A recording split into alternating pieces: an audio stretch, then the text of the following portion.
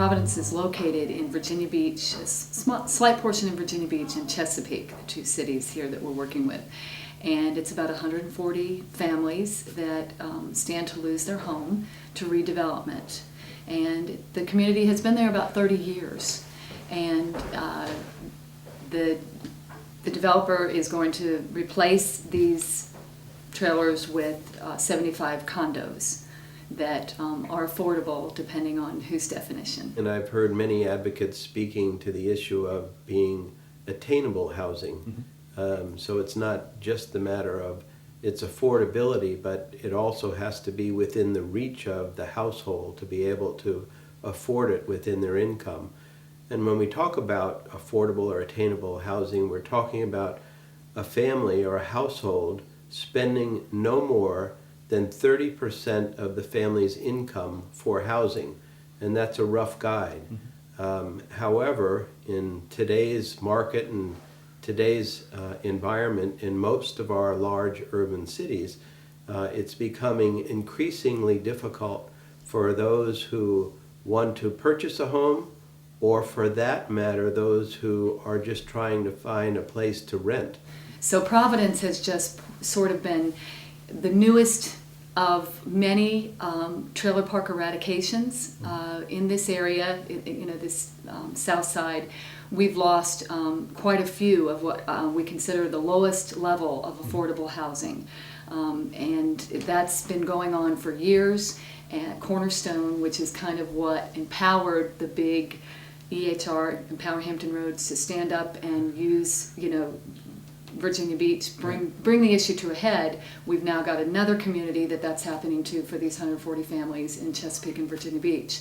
So with the help of Virginia Organizing Project, the neighborhood has come to us to help them. We now have had 2 continuances where they've put off the decision while we bring folks to the table to hopefully mediate a better transition so that families are not going to fall into homelessness. So we decided to focus on that and to work towards trying to make changes within the comprehensive plan of our city and its zoning requirements to pass a workforce housing ordinance. And our initial intention was to try to make that happen where it would become a mandatory ordinance. But as we progressed, we realized that we wouldn't be able to accomplish a mandatory policy, but we did get a voluntary policy, and we were able to help to move the City of Virginia Beach and its City Council to almost unanimous, but it was with strong majority support to pass the workforce housing ordinance. And then within a year, all of the programs in support of that ordinance were put in place.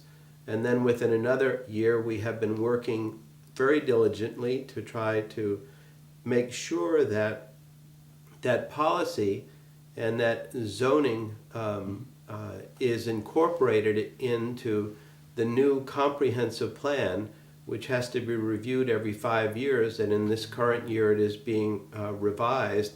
And we were able to make sure that that language got included in the comprehensive plan on into the future.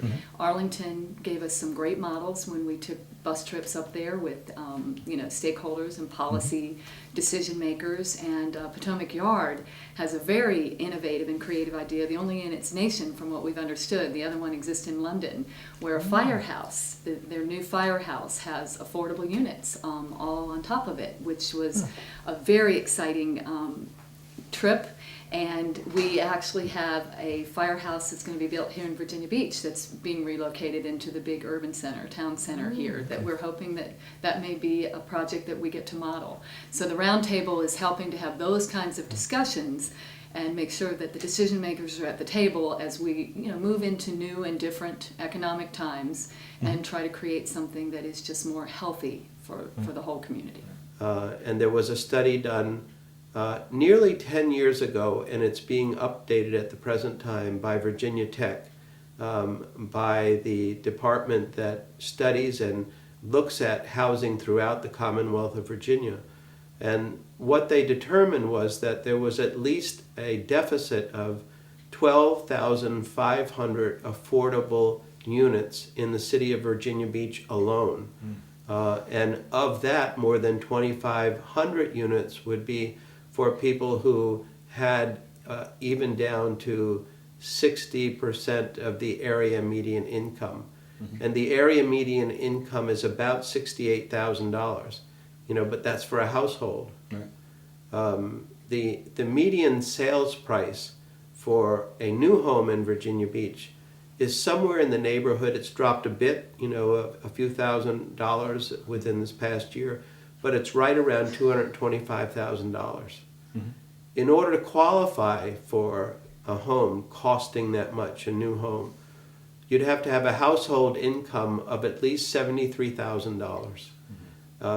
And we know from what we've looked at with regard to many of those who serve our community, whether they be employed by the city as a teacher, as a firefighter, as a policeman, as a sanitation worker, the salaries and the annual median salaries for all those positions fall well below what it would take to qualify in order to be able to move into a new home.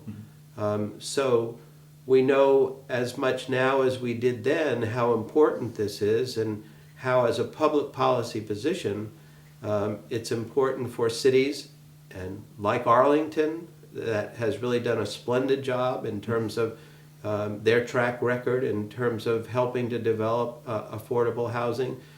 We know there's a dire need for it, and we're going to press on and continue to encourage that. In the 12 or 13 trailer parks that are left and are in very vulnerable positions, we can then have a zoning policy that will make transition done responsibly with certain expectations before people just get, their homes demolished with no say-so and no power and no place to go. There's really a shift going on right now. Now that the policy is in place and it is embedded in the 5-year plan, we don't need to put all of our effort into that.